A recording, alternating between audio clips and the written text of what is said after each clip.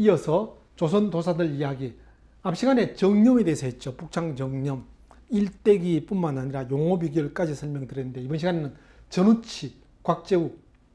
곽재우야 워낙 유명한 의병장인데, 전우치 저게 진짜 사람이었냐? 영화에 나오는 가짜 도사 아니냐? 예, 실제 역사 기록에 나오는 사람입니다. 전우치는 방술과 기회를 가진 선비로서 글도 잘 지었다. 뭐 방술이 잡기 같은 그야말로 둔갑술이니 그런 술수입니다. 기회. 한 번은 신광안이라는 사람이 집에 들렀는데 송인수라는 사람도 와 있었다. 신광안이 송인수를 돌아보며 전우치를 가리키며 말하기를, 자네 이 손님을 아는가? 우사 전군이 바로 이 사람일세. 여기서 우사, 우자가 날개 깃 우자지요. 도사들은 하늘로 날아다닌다. 그래서 도사를 높임말로 우사, 그렇게도 말합니다. 그랬더니 이제 송인수가 대답하기를, 늘 책 속의 사람처럼 명성만 들어왔는데 서로 만남이 늦은 게 한입니다. 신광현이 다시 말하기를, 자네는 이 사람을 위해 한번 장난을 해보지 않겠나? 한번 술수 한번 보여달라, 그겁니다. 그랬더니 우체가 웃으며 말하기를, 무슨 장난거리가 있어야지요? 라고 합니다. 조금 있다가 주인집에서 물에 마른 점심밥을 내왔다. 요즘은 밥을 물에 잘 안 말아 먹지만, 물론 제사 지낼 때는 숟가락으로 물에 좀 말지요. 근데 옛날 사람들은 반찬이 없어서 물에 많이 말아 먹습니다. 손님이 왔는데도 물에 마른 밥을 내왔으니까 그 당시 형편이 좀 그랬었겠죠. 우치는 밥을 먹다가 뜰을 향해서 밥을 내뿜으니 모두 흰 나비가 되어 펄펄 날아갔다. 야, 저게 무슨 술수죠. 술수인데, 자, 문제는 요즘 그런 도사가 아니면서도 그런 거 많이 하죠. 자, 그런 거는 심지어는 이제 여러 가지 장치를 통해서 그렇게 한다, 그러기도 하는데, 과연 밥 먹다가 밥을 입으로 확 내뿜었더니 그게 나비가 되어 날아갔다. 진짜 밥이 나비로 바뀐 건지, 같이 있는 사람이 그렇게 나비처럼 보이도록 환각을 쓴 건지, 어쨌든 도술은 도술입니다. 또 한 번은 친구 집 모임에 갔더니 앉아있던 사람들이 말하기를, 자네는 천도를 얻을 수 있겠는가? 천도, 하늘 복숭아입니다. 천도 복숭아, 그거는 그냥 이름이 천도고 실제 하늘의 복숭아를 얻을 수 있겠는가? 보통 천도는 무릉도원이라든지 하늘나라에만 있는 그런 극락 신선들이 사는 그런 곳에 있는 복숭아지요. 그래, 전우치한테 당신 도사니까 그거 얻을 수 있겠나? 그랬더니 우치가 말하기를, 어려울 것이 있겠나 하며 새끼줄 수백 발을 가져오라 하여 하인이 바로 가져오고 또 동자를 부르니 동자가 왔다. 우치가 새끼줄을 공중을 향해 던지니 높이 솟아 구름 속으로 들어가더니 한쪽 끝이 아래로 대롱대롱 늘어졌다. 전우치가 새끼줄 쫙 던지니까 그게 쫙 솟아서 하늘에 달려서 대롱대롱 새끼줄이 걸어들어가는 겁니다. 우치가 동자에게 줄을 타고 올라가라고 말했다. 새끼줄 끝에 푸른 복숭아가 많이 달려있을 것이다. 따서 내려 보내거라. 그래, 앉아있던 사람들이 전부 다 신기하게 나와서 쳐다보죠. 그런데 동자가 그 줄을 타고 하늘로 구름 속으로 들어갑니다. 그래 사라지고 한참 뒤 푸른 복숭아가 잎까지 달린 채 뜰로 마구 떨어졌다. 참 어쩌다가 인도 도사들 피리 불면서 뱀이 똑바로 서는 이런 거는 봤지만은, 물론 또 이제 속임수로 그냥 줄이 막 하늘에서 달린 것처럼 하면서 막 거기 붙들고 가는 거 봤지만은, 전우치가 실제 이렇게 했다 그러는데, 그래 복숭아를 막 던져 내리니까 사람들이 당연히 하늘에서 내려온 복숭아라고 막 집어들어 먹어보니까 엄청나게 달고, 이건 세상 복숭아가 아니다, 이건 진짜 하늘의 복숭아다, 그렇게 생각했던 겁니다. 그런데 갑자기 공중에서 붉은 핏덩이가 떨어지니까, 핏방울이 툭툭 떨어지니까 전우치가 깜짝 놀라면서 복숭아 하나 먹으려다가 쓸데없이 동자 목숨 하나 잃었구나. 그래서 사람들이 무슨 소리냐? 그럼 전우치 그럽니다. 복숭아 따먹다가 복숭아 지키는 사람한테 들켜서 상제한테 일러바쳐 애가 죽은 것 같다 그럽니다. 그러자 그 순간에 공중에서 팔뚝 하나 떨어지고 또 다른 팔뚝 떨어지고 다리 떨어지고 몸통 떨어집니다. 사람들이 연실색하지요. 진짜 우리가 복숭아 하나 먹으려다가 장난하다가 애 하나 죽었구나 싶었는데 전우치가 천천히 마당으로 걸어 내려가서 사체를 팔, 다리, 몸통이 떨어진 것을 모아서 딱 맞추니까 바로 애가 살아나서 얼른 일어나 깡총깡총 뛰면서 놀러 가니까 사람들이 다 크게 웃었다 합니다. 그렇죠. 이거는 불교에도 없고 내단학에도 없는 술수인데 진짜 그런 건지 그렇게 보이도록 하는 건지 그것도 한 사람이 아니라 여러 사람을 이렇게 했다. 그러니까 오죽했으면 전우치 전 같은 소설도 나왔겠습니까? 전우치는 뒷날 사수를 가지고 사람들을 현혹시킨다 하여 신천에서 잡혀 옥중에서 죽었다. 도사가 왜 잡혀 죽냐? 말도 안 된다. 그거 봐라 가짜지. 근데 또 그 당시 이 전우치가 어째 신천에서 잡혀 죽을 수 있었나 하면 전우치 못지않은 그 당시 도사 윤군평이가 있었습니다. 그 윤군평이가 도술로 잡았다 그래요. 예, 하여튼 뭐 믿거나 말거나 합니다. 죽었습니다. 죽고 나서 태수가 사람을 시켜 매장했는데 후에 친척들이 이장하려고 무덤을 파서 관을 열어보니 아예 빈 관이었다. 그런 이야기인데 자, 이런 얘기들이 어우야담에 나옵니다. 그래 야담이 나오니까 뭐 전설 같은 얘기죠. 전설 같은 얘기인데 완전히 가짜라기보다는 이슴직했거나 있었던 얘기들을 좀 그렇죠. 이야기 뭐 입담 좋은 사람들이 좀 살 좀 붙이고 그래서 만들어낸 이야기입니다. 그래서 100% 다는 아니라도 이런 어떤 신비한 능력 가진 도사였다. 뭐 그래 보시면 되겠죠. 일찍이 전우치가 지은 시를 지은 것이 있었는데 학헌 악난 차지 학은 처마 위로 오르고 나는 이 난세 보왕새처럼 전설의 새입니다. 난세는 오락가락한다. 못 위에서 오락가락한다. 삼산 귀로 오운수 삼산 돌아오는 길에 옷에 구름이 따르니 두건 혹에 삼화수 두건을 삼화수에 걸고 수롱청계 가자지 맑은 계곡에 손 씻으며 자지초라는 어떤 뭐 영초가 있답니다. 뭐 그걸 노래한다 그런 겁니다. 그러니까 이 시 자체 참 신선들이 읊는 시 같다는 겁니다. 선친이, 요 선친은 전우치의 선친이 아닙니다. 이 글을 쓴 사람 차천노 아버지인데 이 글은 지금 좀 앞에 거까지는 어우야담에 나온 거라지만 요거는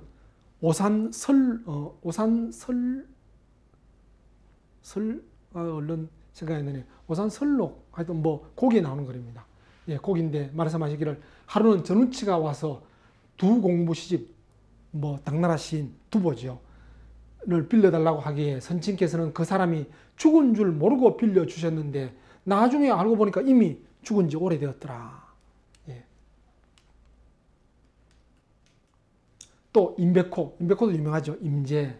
뭐 임백호 그러면 뭐 황진이 설화 바로 뭐 아시는 분은 아시죠. 임백호 뭐 호방한 사람입니다. 호방한 사람인데 벼슬길 가다가 평년감사로 가다가 황진이 죽었다는 거 황진이 무덤에서 술 한잔 따르면서 뭐 청초 우거진 길에 뭐 그 잔한다 누군단다 그래서 황진이를 예찬하는 그런 시를 불렀죠. 그 바람에 벼슬자리 감사가 그런 기생 찬장하는 그런 시 짓고 술 따르고 했다고 바로 파면당했죠.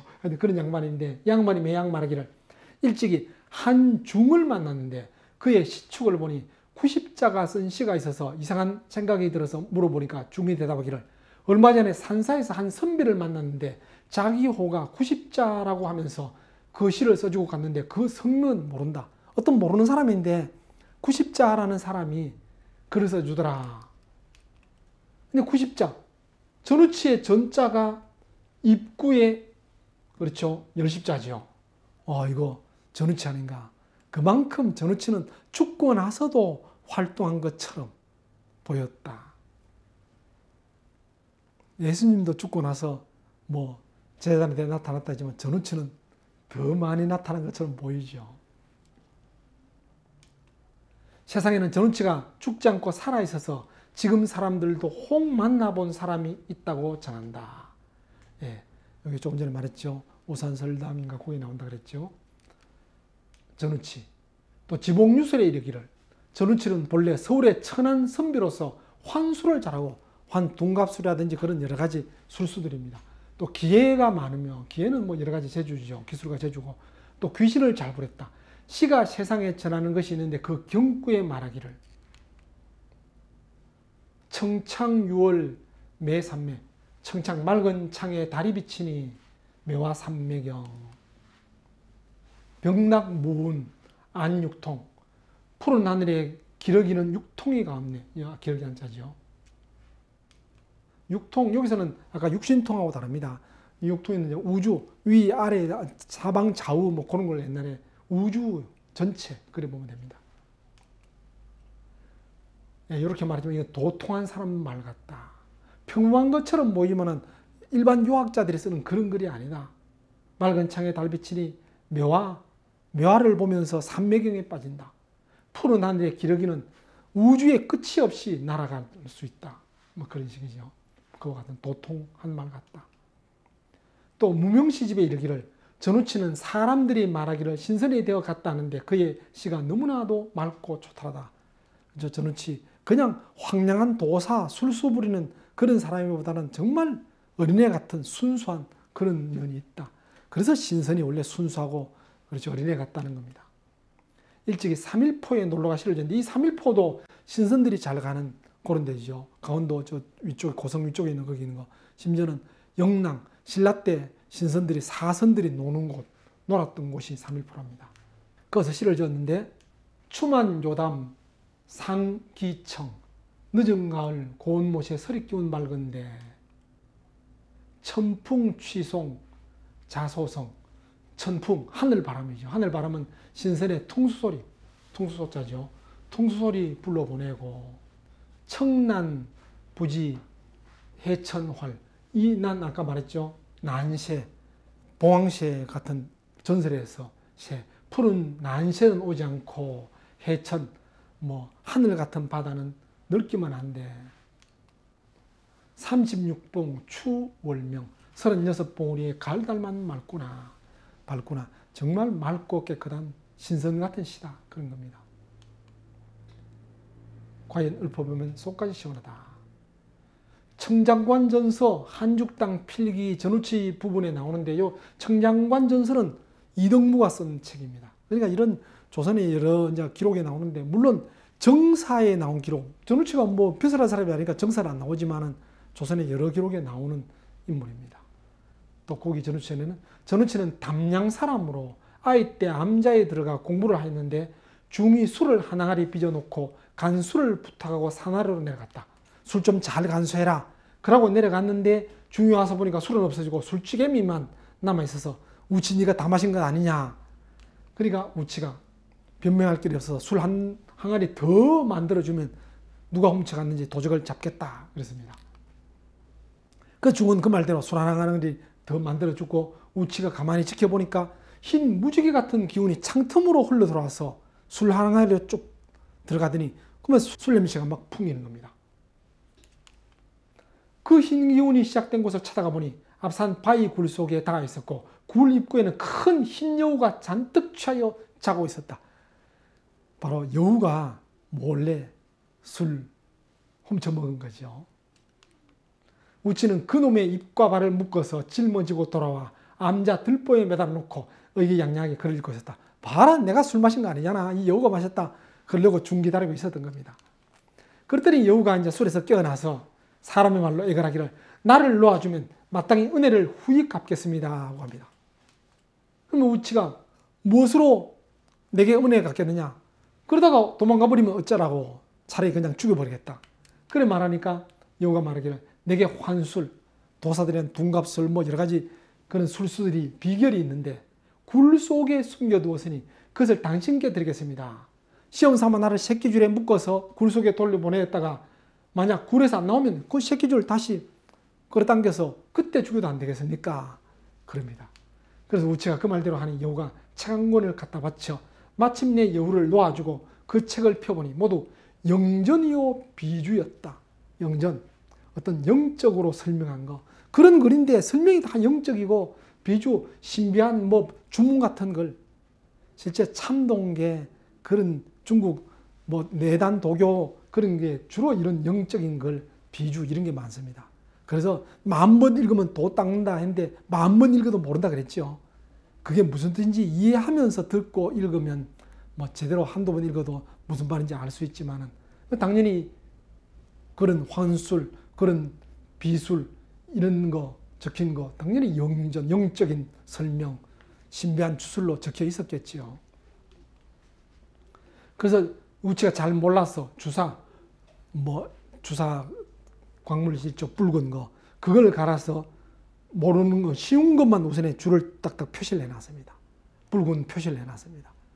그래 놨는데 갑자기 본가에 늙은 여종이 머리 풀고 통곡하며 찾아와서 그 전우치 본집에서 사는 늙은 여종이 찾아와서 전우치 부친이 죽었습니다. 그럽니다. 그래서 전우치가 놀라서 얼른 책 보다가 책도 보고 막 아버지 돌아가신데 가려고 갔더니 밖에 나와보니까 여종이 간 곳이 없습니다. 그래서 전우치가 쏘은 줄 알고 이 여우한테 쏘갔구나 싶어서 다시 방에 들어가서 책을 보니까 책에서 붉은 점 찍은 곳만 남아있고 나머지는 여우가 다 베어가 버렸답니다. 원래 귀신들은 붉은색을 싫어하잖아요. 그러니까 붉은 건 피하고 나머지를 다 베어갔대요. 그래서 우치는 그 위에 환술로서 세상을 울렸는데 이는 모두 주사로 점친 여우가 베어가지 않은 그런 거 몇 개 골랐었다. 그러니까 엄청나게 많은 환술이 있었는데 그 중에 쉬운 것 몇 가지 전우치가 써먹었다. 자, 그런 얘기입니다. 뭐 만화, 영화 종종 나오는 전우치입니다. 자, 이제 마지막으로 곽재우. 곽재우는 자는 개수요 현풍 사람으로 감사월의 아들이다. 곽월의 아들인데 자는 개수, 호는 망울땅. 대구 가면 저 망우당 공원이 있죠. 그 망우당이 바로 곽재우 기념하는 공원입니다. 그냥 곽재우 동상도 있고 그럽니다. 어려서 조남명을 찾아 남명조식입니다. 공부하더니 남명의 외손서가 됐다. 외손자 사위가 되었다. 남명이 아끼는 두 오른팔 왼팔 중에 한 사람이 곽재우입니다. 이 남명 선생도 영남에서 대학자지만은 벼슬 안 했습니다. 남명조식과 태계이양 거의 쌍벽을 이루는 대학자인데 벼슬 안 했죠. 아마 곽재우도 당연히 남명조식 선생의 영향을 받은 사람이죠.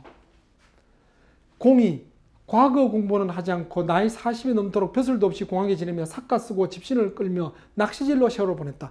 요게 이능화의 조선도교사, 조선단학파 편에 이렇게 적혀 있지만 실제는 그렇지 않습니다. 실제는 요게 아니고 곽재우가 34살에 대과 2등으로 급제했습니다.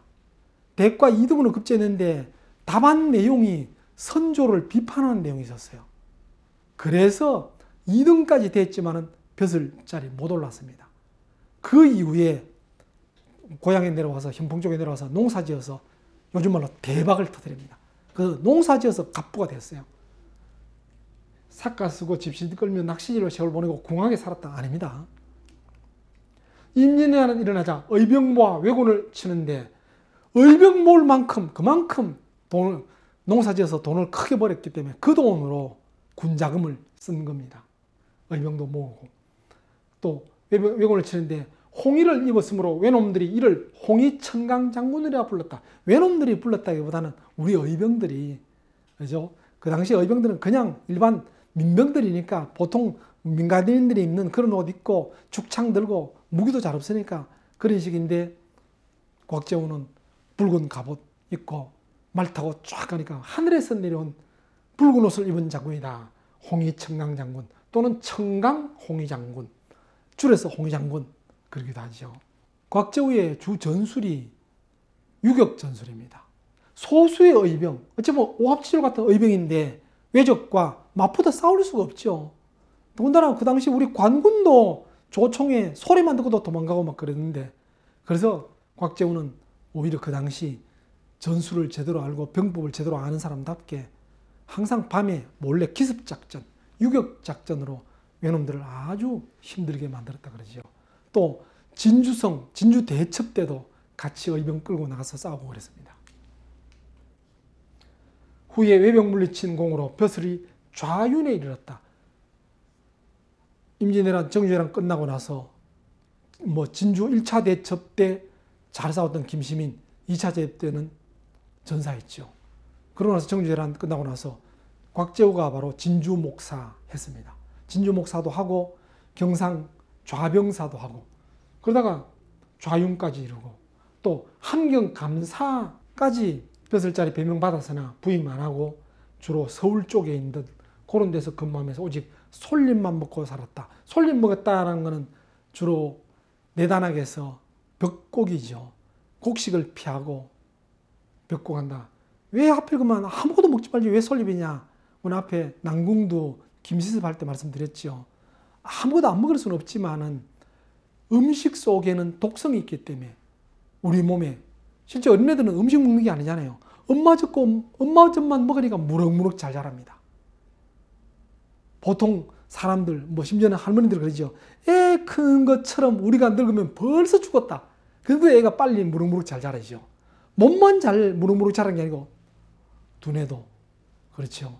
근데 여러 가지 음식 속에 독성이 있어서 고기 속에 독성뿐만 아니라 일반 식물성 속에도 심지어 우리가 쌀밥을 먹지만은 쌀겨에도 독성이 있습니다.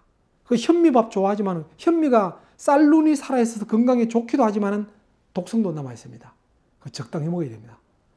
예, 그래서 신설이 되려면 몸과 마음이 아주 정갈해야 되기 때문에 가능하면 그런 육식, 심지어는 곡식도 잘 안 먹고 솔잎이라든지 아주 좀 뭔가 정갈한 그런 것만 먹었다. 그래서 그 당시 다른 관리들로부터 비난도 받았대요. 유학자가 도교 술수들이 하는 저런 걸 한다. 그래서 비난도 받고 그랬대요. 일찍이 비파산에 들어가서 현풍 쪽에 있는 그 피슬산 그쪽인지 그건 잘 모르겠습니다. 솔잎을 먹고 벽곡을 하더니 벽곡 말씀드렸죠. 곡식을 피한다. 이건 피할 피자인데 임금벽자 써서 벽곡을 합니다.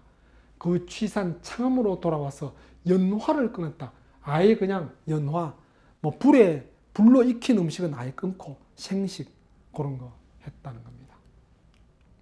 시를 지어 말하기를 붕우련호 절화연 벗들은 내가 화연 불에 익힌 거 그런 거 끄는 걸 가지고 나를 안타깝게 여겼다. 공성위우 낙강변 낙강이 바로 낙동강이죠. 낙동강변에 촉을 함께 지었네. 무기, 지제, 담, 송엽 배주리지 않게 송엽, 솔잎파리만 좀 먹었다. 불갈, 유빙, 옥천 옥천의 물을 마시니 불갈, 갈증이 없었다. 수정, 탄금, 심담담 고요를 지켜서 금은고를 타니 마음이 담담하다. 두창, 조식, 의연연 창 닫고 조식하니 뜻이 더 깊어진다. 이 조식이 바로 숨을 고르는 겁니다. 아까 말씀드렸죠. 폐기 더 깊이 들어가면 태식 그거 같은 걸 다 숨을 고르는 조식이라 그럽니다. 백년진과 망량후 100년 지나서 도통한 후에는 소와 환웅, 칭아선 날 보고 웃던 이들이 나를 신선이라 부를 것이다. 예. 뭐 내 솔잎 먹는다고 여러 사람들이 비난하고 욕하고 하지만은 나중에 되면 오히려 날 보고 비웃던 사람들이 날 신선이라 이럴 것이다. 이런 말씀하시죠. 선산사는 박송이 출시하기 전에 일찍이 공을 찾아와서 공이 묻기를 어디로 가려는가 하니 과거 보고 오겠습니다. 하니까 공이 이런 때 과거는 하여 무엇이었으나 하며 이내 술을 내와 너댓잔 같이 마셨다. 한참 있다 하는 말이 술이 취해 괴롭다면서 그릇을 하나 가져오라 하고 귀를 기울여 쏟으니 술이 모두 귓구멍으로 쏟아져 나왔다. 예, 그만큼 이제 어쨌든 이거는 도술이라기보다는 자기 몸을 조절할 줄 알면 그렇게 토해내는 거 입으로만 토해내는 게 아니고 그렇게 했다. 그러죠. 심지어는 술 아무리 많이 마셔도 술 음식을 토해내지 않고 술 알코올 기운만 토해내기도 합니다. 그러면 술 바로 깨기도 하고 그런 게 이제 내단하게 사는 것 중에서 하나인데 이 양반은 이제 귀로 마셨던 술을 뽑아냈다는 겁니다. 또 명신록에 요게 이제 명신록에 나온다 그럽니다.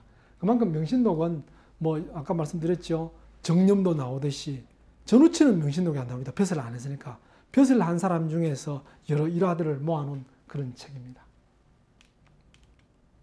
지복유술에 이르기를 공은 기계와 저리가 있고 성품이 쾌활하여 남에게 구애받지 않았다. 그래서 벼슬도 여러 번 했지만은 그냥 하다가 바로 던지고 막 그럽니다. 좀 말 안 들으면 심지어는 뭐 아까 말씀드렸죠. 환경감사까지도 부임 안 하고 말한 것도 마찬가지입니다. 심지어 과거 시험 답안지도 선조 비판했지만 나중에 환경감사 높은 벼슬이 있을 때도 그때 선조한테 정치와 지금 우리 사회가 이래서 안 됩니다. 그런 소리 했다가 그런 소리 하고 바로 그냥 물러나 버립니다. 물러나니까 사람들은 임금이 준 벼슬인데도 마다하고 정부 비판하고 저래 도망갔다고 오히려 유배 보냅니다. 그 유배 또 2년 갔다가 돌아오고 그럽니다. 그러니까 더 곽재우는 세상보다도 속세 떠나서 신선도름하고 살았죠. 그 남명조식 같은 그런 기운이 있었기 때문에 그런 겁니다. 임진왜란 나자 자기 집 하인과 향리 사람 모아 의를 앞세워 외적을 토벌했다. 이건 앞에 나온 거고요. 가재를 털어 군비를 공급하고 낙강을 방어하며 외병을 많이 무찔렀다. 외적이 금리어 홍의장군이라 불렀다. 말씀드린 것처럼 이능화의 조선 도교사에서는 그냥 뭐 곽재우가 가난하게 궁핍하게 산 것처럼 보이지만은 오히려 지복유세는 제대로 나오죠. 돈을 많이 벌어서 농사지어서 돈을 많이 버는 그 돈 털어서 군비 만들고 낙동강 근처 외적 많이 무찔렀다. 그럽니다. 외적이 물러간 뒤에 말하기를 고양이를 기르면 쥐를 잡으려 함인데 이제 외란이 평정되었으니 나는 할 일이 없어 돌아가야겠다. 근데 이제 외란 당했기 때문에 어쩔 수 없이 내가 세상에 나서서 이렇게 일하지만은 이제 전쟁 끝났으니까 벼슬도 모두 필요 없다. 돌아간다 합니다. 마침내 방수를 배워 산에 들어가 곡식을 끊고 혹 몇 해가 지나도 먹지 않았지만 신체가 건강하며 오직 송화가루 작은 조각 하나씩 먹을 뿐이었는데 대개 연기법이라는 것을 체득한 것이다. 연기. 기를 마시는 거. 그렇죠. 솔잎만 먹어서는 굶어 죽습니다. 이미 단전호 그게 충분히 익혀져서 별로 안 먹어도 될 만할 때 그럴 때 솔잎 같은 거 먹고 고래 견뎌내지. 일반 사람이 솔잎 먹고 그러면 오래 못 삽니다. 물만 마시고 뭐 단식하지만 그건 잠시 건강을 위해서 하는 거고. 그렇죠. 그래서 신선도 몸은 그래도 있기 때문에 완전히 죽어야 몸도 마음도 사라진다. 그래서 불교에서는 완전히 죽는 걸 열반 그러죠. 해탈은 크게 깨닫는다 하지만 열반은 모든 번뇌가 사라지는 거. 그게 진짜 대각인데 불교에서는 스님이 돌아가셨을 때 열반에 드셨다. 그러죠. 살아있을 때는 고뇌가 남아있습니다. 그리고 또 몸이 움직여야 되니까 기만 갖고도 안 되니까 그래도 약간의 음식을 먹는 거. 그런 거. 그게 솔잎이라도 먹고 하는 거. 그런 겁니다. 그래서 일반 곡식을 안 먹는다. 벽곡 그러는데. 자, 어쨌든 우리가 의병장으로만 알고 있던 이 곽재우도 조선 도교사에 나오는 조선 단학파의 핵심 인물 중에 한 사람으로 이렇게 다루고 있습니다. 곽재우 동상입니다. 자, 여기까지 이제 조선 단학파 얘기했는데 그 외에도 여러 신선들이 있습니다. 신선 같은 그런 사람들이 있지만은 좀 내용이 작고 대표적인 사람들로만 되어 있는 겁니다. 요게 조선 도교사에서 소개된 사람이고 이렇게 이름도 나오지 않는 그런 홍길동. 홍길동도 실제 사람이 있었다 그러잖아요. 근데 홍길동은 워낙 전설로만 나오지 실제 기록에는 거의 없다 싶으니까 다루지조차도 못합니다. 요즘은 홍길동이가 과연 강원도 사람이냐 전라도 사람이냐 서로 막 지자체에서 싸운다 그러죠. 뭐 그러기도 하고 그 외에 또 뭐 장길산 그런 우리 대단한 그런 사람도 많이 있었지만은 임꺽정 뭐 어쨌든 그건 도사라 할 수는 없지만 있었지만은 그래도 내단학적으로 단전호흡 이론을 갖고 수련한 사람으로 소개된 사람들이 이런 조선 단학파다라는 겁니다. 이것으로 이제 조선 단학파 강의는 마치도록 하겠습니다. 고맙습니다.